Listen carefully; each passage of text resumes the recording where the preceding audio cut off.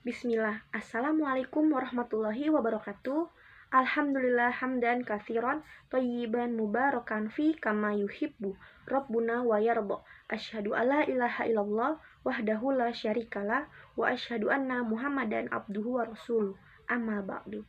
Perkenalkan, saya Anissa Putri Oktaviani, mahasiswa Universitas Pancasakti Bekasi. Jurusan Pendidikan Guru PAUD, kelas reguler plus.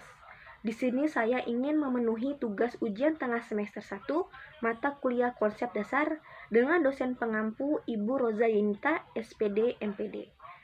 Dengan judul Pendidikan di Lembaga PAUD tidak dapat menyamaratakan kemampuan semua anak didiknya karena disesuaikan prinsip perkembangan anak usia dini. Baik teman-teman, di sini saya akan menyampaikan terlebih dahulu prinsip-prinsip perkembangan anak usia dini. Yang akan saya sampaikan adalah penjelasan dari Harlock. Harlock itu adalah pakar psikologi perkembangan anak usia dini yang paling terkemuka. Perkembangan atau prinsip-prinsip perkembangan anak usia dini itu terbagi menjadi 10 menurut Harlock, yaitu sebagai berikut. 1. Perkembangan berimplikasi pada perubahan.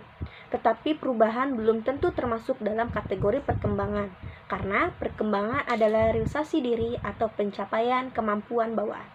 Kedua, perkembangan awal lebih penting atau lebih kritis daripada perkembangan selanjutnya, karena perkembangan awal menjadi dasar bagi perkembangan berikutnya. Apabila perkembangan awal membahayakan penyesuaian diri dan sosial, perkembangan sosial anak selanjutnya akan terganggu. Namun demikian, perkembangan awal jika mampu mengetahuinya dapat diubah dan disesuaikan sebelum menjadi pola kebiasaan. Ketiga, kematangan sosial, emosional, mental, dan lain-lain dapat dimaknai sebagai bagian dari perkembangan, karena perkembangan timbul dari interaksi kematangan atau belajar. 4.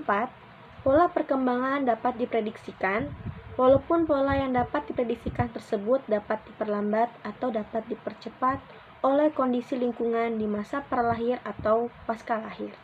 5. Pola perkembangan mempunyai karakteristik tertentu yang dapat diprediksikan.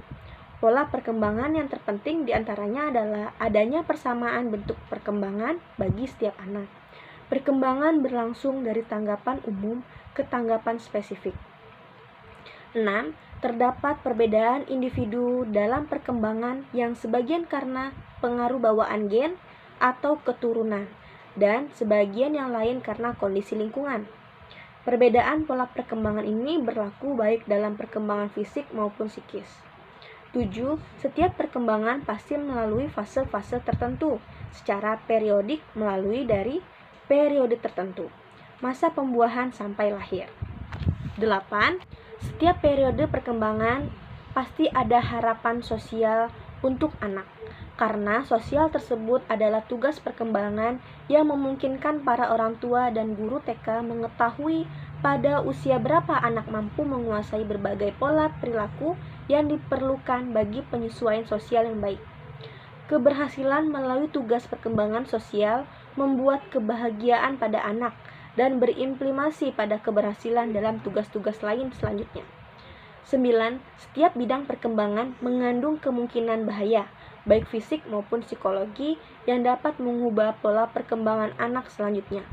7. Setiap periode perkembangan memiliki makna kebahagiaan yang bervariasi bagi anak. Tahun pertama kehidupan biasanya yang paling bahagia dan masa puber biasanya yang paling tidak bahagia. Masa-masa kritis yang akan mempengaruhi dan menentukan perkembangan adanya perbedaan tumbuh kembang antara anak yang satu dengan anak yang lainnya.